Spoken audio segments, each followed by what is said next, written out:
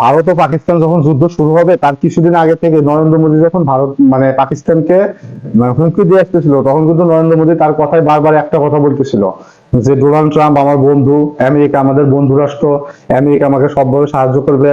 তো এই নরেন্দ্র মোদীর পাকিস্তানের সাথে যুদ্ধের সাথে একটা বিষয় মানে স্পষ্ট ক্লিয়ার হওয়া যায় যে পাকিস্তানের সাথে যুদ্ধ করতে যায় মোটামুটি ডোনাল্ড ট্রাম্প বা আমেরিকার মানে কি বলা যায়, এটা তাদের অনুমতি নিয়েই বা আমেরিকার সহায়তা নিয়েই কিন্তু নরেন্দ্র মোদী আমেরিকার সাথে পাকিস্তানের সাথে যুদ্ধে জড়াইছিল।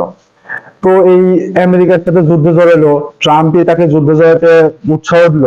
সেই ট্রাম্পই আবার যুদ্ধবিরতি কেন করলো বা নরেন্দ্র মোদী কেন যুদ্ধবিরতিতে এত আগ্রহ প্রকাশ করলো, এই বিষয়টা আসলে সবার কাছে একটা ধোঁয়াশার মতো। তো যদি আমরা মানে দেখতে যাই তাহলে দেখা যাবে যে দ্বিতীয় বিশ্বযুদ্ধের পরে বা পৃথিবীতে সর্বপ্রথম এটাই হয়েছে যে 125টা যুদ্ধ বিমান 1.5 ঘন্টা যাবত এয়ার ফাইট করেছে, যেটা ইতিহাসের দ্বিতীয় বিশ্বযুদ্ধের পরে কোনো রাষ্ট্রের সাথে কোনো রাষ্ট্রের হয় নাই।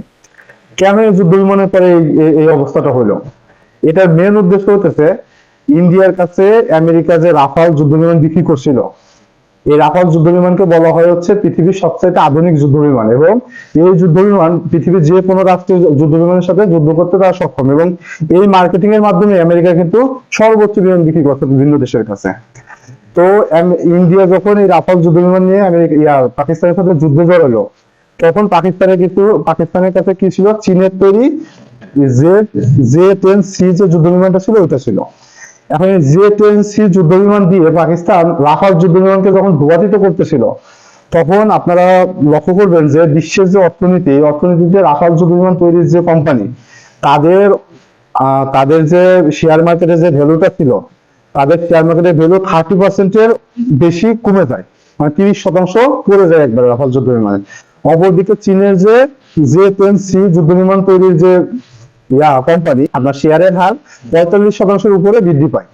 এখন আমেরিকা ডোনাল্ড ট্রাম্প বা ইন্ডিয়া যখন দেখলো যে তাদের এই যুদ্ধ বিমান বদনাম হয়ে যাচ্ছে বা তাদের এই যুদ্ধ বিমানের এই যুদ্ধের জন্য তাদের রাফাল যুদ্ধ বিমানের মানে হিউজ পরিমাণ বদনাম প্লাস অর্থনীতি ধসে যাচ্ছে, তখন কিন্তু ডোনাল্ড ট্রাম্প দুই দেশকে চাপ দিয়ে মানে কি করলো? যুদ্ধবিরতি করলো।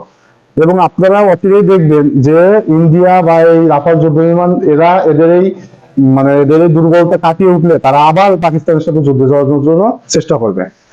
তারা ভেবেছিল যে তাদের রাফাল যুদ্ধ বিমান মনে হয় অন্য কোনো যুদ্ধ বিমানের সাথে মানে হারবে না, কিন্তু এই চীনের তো জে-10C যে যুদ্ধ বিমানটা, এটা যে রাফালের থেকেও ভালো এটা প্রমাণ হয়ে যাওয়ার পরে কিন্তু তারা ভয় পেয়ে এই যুদ্ধ থেকে যুদ্ধবিরতি নিয়েছে। ধন্যবাদ সবাইকে।